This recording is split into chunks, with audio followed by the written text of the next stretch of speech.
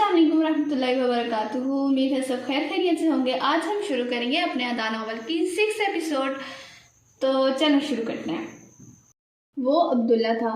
उसके कान के साथ फ़ोन लगा हुआ था और वो चंबेली के पौधे के करीब खड़ा गुफ्तगू कर रहा था। साथ ही चंबेली के पौधे से फूल तोड़ तोड़ कर नीचे गिरा रहा था। फलन ने आगे जाना चाहा जब पीछे से किसी ने उसका हाथ पकड़ के अपनी तरफ खींचा। हनान ने शहादत की उंगली रखकर उसे खामोश रहने का इशारा किया और साथ ही अपने साथ लिए एक तरफ चल पड़ा। फलक की समझ बूझ से पहले ही ये सब हुआ था। उसने अपना हाथ छुड़ाने की कोशिश की तो वडेरे के हाथ की गिरफ्त और सख्त हो गई। फलक को एक नागवार एहसास ने अपने अंदर जकड़ लिया। उसने चलते चलते एकदम हनान की टांग पे किक मारी थी। तकलीफ के एहसास से हनान घूमा और उसका हाथ छोड़ दिया। उसने झुककर अपनी टांग को सुलझाया था। बावजूद फलक कोशिश के अपनी हंसी ना रोक पाई। वो दोनों बागीचे के बिल्कुल वस्त में खड़े थे। लड़की कोई लिहाज मुरब्बत भी होती है। हनान ने घूरा तो फलक ने शाने उचका दिए। वही तो लिहाज और मुरब्बत भी होती है। ऐसे हाथ पकड़ के कहाँ ले जा रहे थे? हाथ थपेटते उसने एक आईब्रो उठाकर पूछा तो हनान हल्का सा मुस्कुरा दिया। वहाँ कहाँ जा रही थी? वीराने में। तुम्हें पता नहीं था कि गर्मी का मौसम है, खतरनाक कीड़े मकोड़े निकलने का खतरा होता है? लहजा सख्त मगर मध्यम रखते हुए उसने पूछा तो फलक ने मुड़कर उस वीरान और तारीक कोशी को देखा। मैंने वहाँ अभी किसी को देखा था, बस वही देखने जा रही थी कि कौन है। उसने ये नहीं बताया कि अब्दुल्ला था। पता नहीं क्यों नहीं बताया था। अच्छा फिर क्या मतलब? बस जा रही थी देखने। उसके सीने पे बाजू लपेट कर पूछने और गहरी नज़रों से देखने पर फलक ने नागवारी से कहा तो हनान ने मुश्किल से अपनी उमड़ती मुस्कुराहट को रोका। वीरान हिस्से में सुना है असेब होते हैं और तुम जैसी बेवकूफ़ लड़कियों पे जल्दी दीवाने हो जाते हैं। हाँ, जैसे मैं तो बहुत परी हूँ और वैसे भी इंसानों से कम ही खतरनाक होते हैं जिन। मुंह बनाकर उसने कहा तो हनान ने उसकी पोश पे तारी कोशी को देखा और इस बात में सर हिलाया। ये तो है। चलो आओ देखिए कौन है। उसका हाथ पकड़ने के लिए हाथ बढ़ाते उसने कहा तो फलक ने तेजी से दोनों हाथों को पुश्त के पीछे छुपा लिया। दोबारा की खानी है? अंदाज तंजिया था। हनान हंस दिया और वापस हाथ खींच लिया।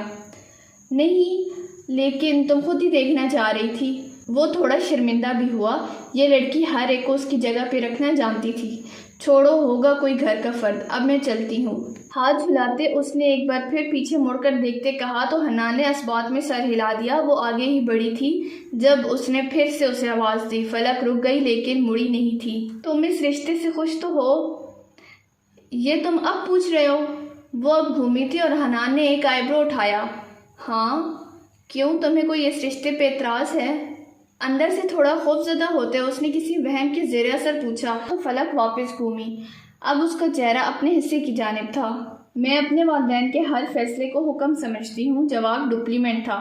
हनान हंस दिया और एक हाथ अपने बालों में फेरा। उसे फलक की सबसे अच्छी आदत उसकी जहानत लगती थी। वो मुकाबिल को ज़ेर करने के हर गुड़ से आगाह थी। अच्छा, क्या तुम मुझसे नहीं पूछोगी कि मैं खुश हूँ या नहीं? उसकी तरफ आते मगर फिर कुछ फासले पे रुकते उसने पूछा। फलक की अभी भी उसकी जानिब पुश्त थी लेकिन वो फलक के चेहरे का दायां हिस्सा देख सकता था। फलक पूरी उसकी जानिब घूमी। तुम्हारी खुशी के लिए पूछ लेती हूँ। उसके चेहरे पे हल्की सी मुस्कुराहट थी जिसका मफहूम समझ से बाला तक था। क्या तुम इस रिश्ते से खुश हो? हनान हल्का सा मुस्कुराया। उसकी मुस्कुराहट खूबसूरत थी। ये पहला मुस्बत ख्याल था जो फलक के जहन में उभरा था। फलक ने नज़र फेर ली और एक बार फिर इसी वीरान गोशे को देखा। वो वहाँ से जाना चाहती थी मगर फिर हनान की वजह से रुक गई थी। हाँ, बहुत ज़्यादा, हनान ने जवाब दिया मगर फलक ने ध्यान से नहीं सुना था। उसके जहन में एक लम्हे को अब्दुल्ला के लिए एक नापसंदीदा सा जज्बा उभरा था जिसे वो नाम नहीं दे पाई। उसने एक बार फिर हनान को देखा और फिर सर झुकाकर अंदर की जानिब चल दी। हनान क्या कह रहा था उसने सुनकर अनसुना कर दिया। कमरे में नीम अंधेरा था और वो बेड पे उल्टा सो रहा था। उसकी एक टांग लिहाफ के अंदर जबकि दूसरी बाहर थी। इस तरह एक हाथ तकिए के नीचे और दूसरा फ़ोन पे था। शायद वो फ़ोन हाथ में लिए ही सो गया था। वो गहरी नींद में था जब उसके हाथ के नीचे पड़ा फ़ोन थरथराया। उसने कदरे गनूदगी के आलम में एक आंख खोलकर चमकती स्क्रीन पर जलते हुए नाम को देखा और फिर जैसे करंट खाकर बैठ गया। Oh shit! मुंह में कुछ अल्फाज बड़बड़ाते उसने तेजी से आती कॉल को अटेंड किया और फ़ोन कान से लगाकर कूदता बेड से उतरा और साथ ही खिड़की के पर्दे भी सामने से हटाकर सूरज की रोशनी को अंदर आने की इजाज़त दी। हाय, नहीं सॉरी यार, भूला नहीं था मैं तुम्हें कॉल कर रहा था पर तुमने अटेंड ही नहीं की। नहीं देखो, बात समझो, اچھا سوری، میں اسلام آباد آتے ہی تمہاری ساری شکایتیں دور کر دوں گا، وعدہ۔ دیکھو اب غلط بات نہیں کرو، میں ہمیشہ تو ایسا نہیں کرتا نا۔ کھڑکی کے پار دیکھتے اس نے دوسری جانب بیٹھی ہستی کو سمجھانے کی کوشش کی، اور آخر میں جب دوسری جانب سے ڈانٹ کر کال کاٹ دی گئی تو وہ پہلے بے بسی سے فون کو دیکھتا رہا اور پھر منہ بسوڑتا باتھ روم کی جانب بڑھ گیا۔ حنان کا دن جاگنگ سے شروع ہوا تھا اور اب وہ باغیچے میں بیٹھا جوس کا گلاس پیتا اخبار پڑھ رہا تھا جب عبداللہ باہر آیا۔ اس نے لمبی سی انگڑائی لے کر خوشگوار موسم کو دیکھا اور مسکرا کر حنان کے سامنے کرسی پر بیٹھ گیا۔ حنان نے ایک نظر اسے دیکھا اور واپس مطالعے میں مصروف ہو گیا۔ بھیا آج بھی آپ صبح صبح اٹھے ہو؟ یار آج تو سو لیتے، مسکرا کر جوس کا گلاس انڈیلتے اس نے کہا تو حنان نے ایک بار پھر خاموشی سے اسے دیکھا اور اخبار طے کرتا اٹھ کھڑا ہوا۔ کیوں؟ آج ایسا کیا ہے؟ بغیر کسی تاثر کے اس نے پوچھا تو جوس پیتے عبداللہ کی ہنسی نکل گئی۔ حنان نے گھور کر اسے دیکھا، وہ جو نیچے منہ کیے ہنس رہا تھا سوری کہتا سیدھا ہوا۔ نہیں کچھ نہیں، آپ کے لیے ہر دن ایک ہی ہے، مسکراہٹ دباتے اس نے کہا تو حنان نے اسے نظر انداز کیا اور آگے بڑھ گیا۔ عبداللہ چھیڑنے سے باز نہ آیا تھا اور پھر جان بوجھ کر بلند آواز میں بڑبڑاہٹ کی۔ پتہ نہیں فلک بھابھی کا کیا ہوگا، خڑوس آدمی کے ساتھ ان کا گزارا کیسے ہوگا۔ حنان کی مسکراہٹ گہری ہوئی مگر وہ نظر انداز کرتا چلتا رہا۔ البتہ دل میں ایک ساتھ ساتھ چھڑا تھا، فلک کا نام اپنے نام کے ساتھ منسوب ہونا اسے خوشی کا احساس بخش رہا تھا۔ وہ اسے بچپن سے چاہتا تھا اور اس کے لیے ساری حیات سے بھی زیادہ اہم معاملہ تھا۔ حنان ناشتہ کرو، وہ مسکراتا ٹراؤزر کی جیبوں میں ہاتھ ڈالے حویلی کے اگلے حصے کی طرف جا رہا تھا جب چچی جان نے اسے پیچھے سے آواز دی۔ اس نے ہاتھ ہلا کر انکار کر دیا۔ کہاں جا رہے ہو؟ انہوں نے پھر آواز دے کر پوچھا تو اس نے بغیر رکے جواب دیا تھا، تایا جان کی طرف۔ کون سے تایا کی طرف؟ یہ اس نے نہیں بتایا تھا۔ انہوں نے مسکراتے ہوئے شوق نظروں سے عبداللہ کی جانب دیکھا تو وہ بھی مسکراتے ہوئے شانے اچکا گیا۔ جلد آپ کا یہ شریف بیٹا آپ کے ہاتھ سے نکلنے والا ہے، مسکراہٹ روکتے اس نے کہا تو یاسمین چچی نے اسے گھورا تھا۔ کبھی اچھا مت بولنا، ویسے بھی حنان میرا سمجھدار بیٹا ہے، وہ ماں کو بیوی سے زیادہ فوقیت دے گا، مجھے اس پہ یقین ہے۔ چچی یاسمین کو ہمیشہ اس بات کا مان رہتا تھا کہ ان کے بیٹے ہیں اور باقی سب کی بیٹیاں، اور اس بات کا اظہار وہ وقفے سے کیا کرتی تھیں اور خاص طور پر حنان پہ تو انہیں خاصا مان تھا، اسی لیے یقین سے کہا تھا تو عبداللہ نے برا سا منہ بنایا تھا۔ کبھی مجھ پہ بھی ایسا یقین کیا کریں، تم بھی تو کوئی اچھے کام کر کے دکھاؤ، پھر تمہیں بھی ایسے ہی کہوں گی، بلکہ سب کے سامنے کہوں گی، مسکراتے انہوں نے کہا تو عبداللہ سر ہلاتا اٹھ گیا۔ اچھا امی، کل میں اسلام آباد واپس جا رہا ہوں تو آپ ابو کو سمجھا دیجیے گا، کچھ سوچ کر اس نے چچی یاسمین سے کہا تو وہ چونکی۔ پر تم نے تو کہا تھا کہ تم منگنی تک رکو گے، پھر اب؟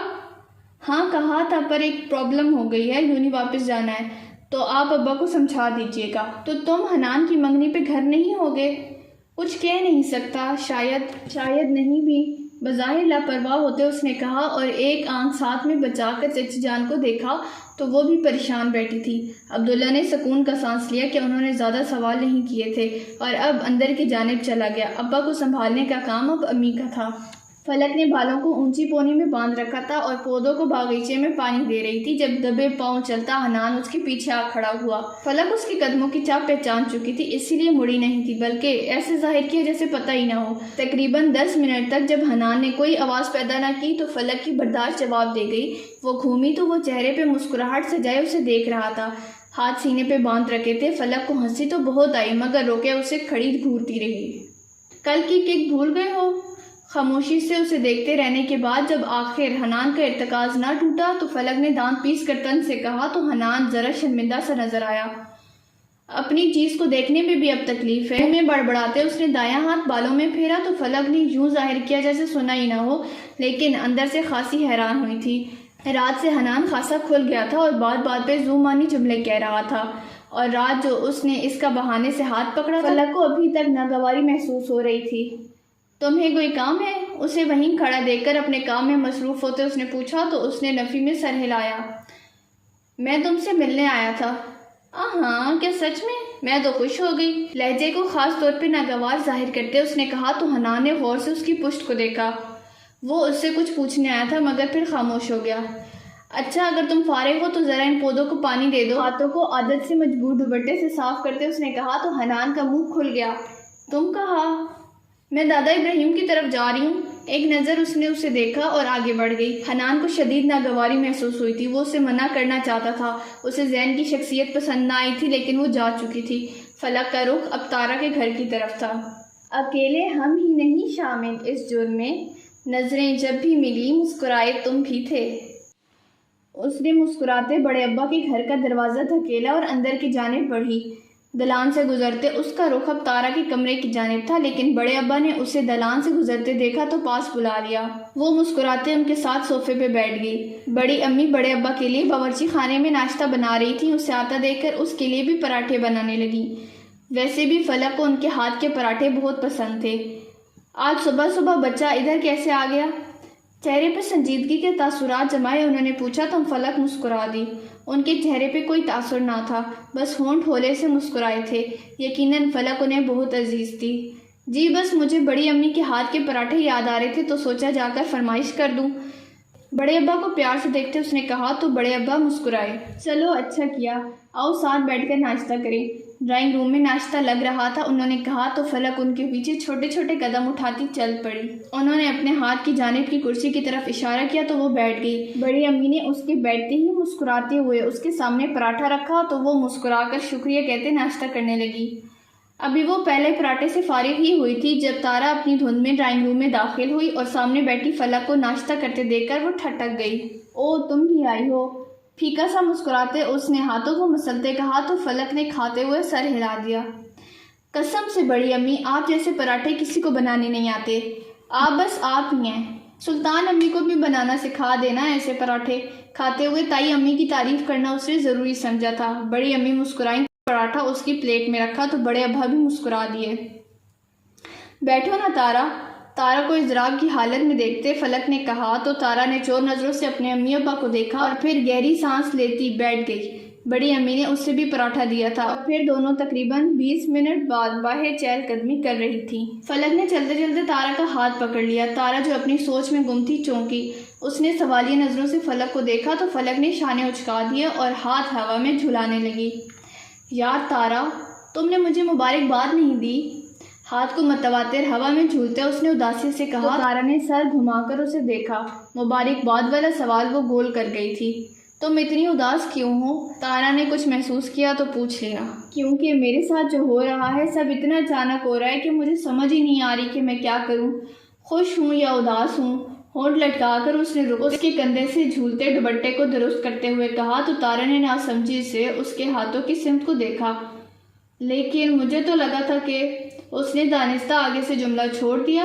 فلک نے ایک آئی برو اٹھا کر اسے دیکھا تو تارا نے نظر کا رخ بدل لیا کہ میں اس لنگور کو پسند کرتی ہوں۔ وہ وڈیرا مجھے کبھی اس لحاظ سے اچھا ہی نہیں لگا جس رخ پہ تم جا رہی ہو، اس نے اپنے لفظوں پہ زور دے کر کہا تو تارا نے بے اختیار اس کی جانب دیکھا۔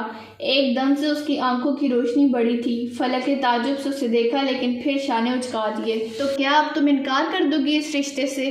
لہجے میں ذرا توازن رکھتے اس نے پوچھا تو فلک نے سر جھکا لیا۔ پتہ نہیں، شاید نہیں۔ اس کے الفاظ نے ایک بار پھر تارا کے اندر مایوسی کی لہر دوڑا دی۔ کچھ دیر پہلے کی روشنی اب پھر سے مانت پڑنے لگی تھی۔ فلک نہ دیکھ سکی۔ تو کیا تم اپنی مرضی کے خلاف حنان سے شادی کر لو گی؟ آج وہ دانستانہ طور پہ حنان کو بھائی نہیں بول رہی تھی۔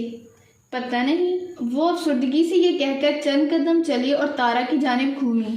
چھوڑو ان باتوں کو، ابھی میں تم سے یہ کہنے آئی تھی کہ آؤ دادا ابراہیم کی طرف چلے، موڈ بھی بہتر ہو جائے گا، اور رات کو مجھے پتہ چلا تھا کہ تمہاری طبیعت خراب تھی تو چلو آؤ آؤٹنگ بھی ہو جائے گی۔ سارا منصوبہ اس نے لمحوں میں بنا لیا تھا۔ تارا پہلے کب فلک کو انکار کیا کرتی تھی، جو اب کرتی۔ سر ہلا دیا تو فلک خوش ہو گئی۔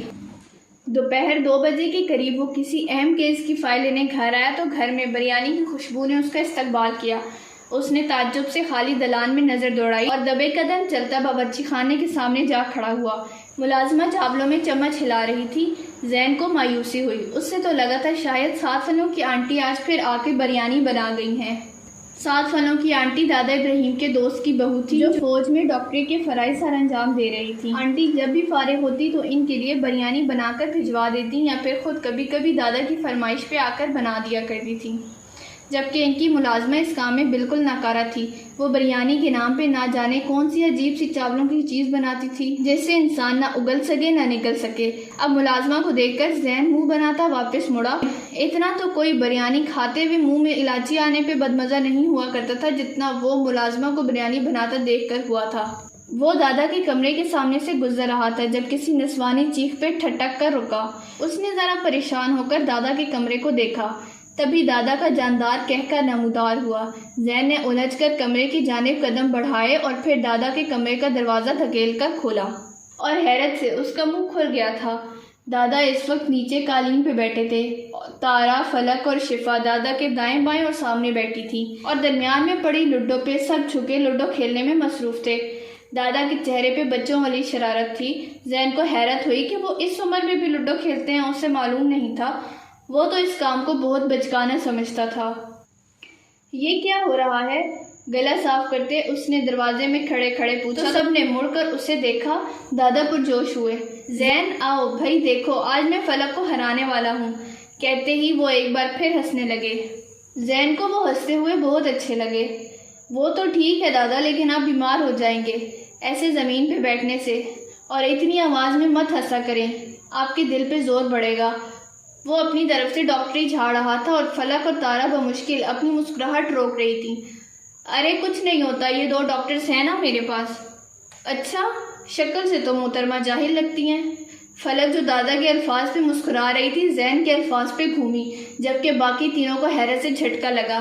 وہ اتنا براہ راست تو کسی پہ تنقید نہیں کیا کرتا تھا، خاص طور پہ گھر آئے مہمانوں کے ساتھ تو بالکل بھی ایسا نہیں کرتا تھا۔ فلک کے تو مانو کانوں سے دھوئیں نکلنے لگے تھے۔ تو لگتا ہے اب آپ ہی فلک زین بھائی کا قتل کر دیں گی اور خود جیل چلی جائیں گی۔ ہائے کتنا مزہ آئے گا، تارا کے کان میں جھک کر شفا نے کہا تو تارا نے سر پیٹ لیا، لیکن بظاہر سر نہیں پیٹا تھا، بس اسے گھورا تھا۔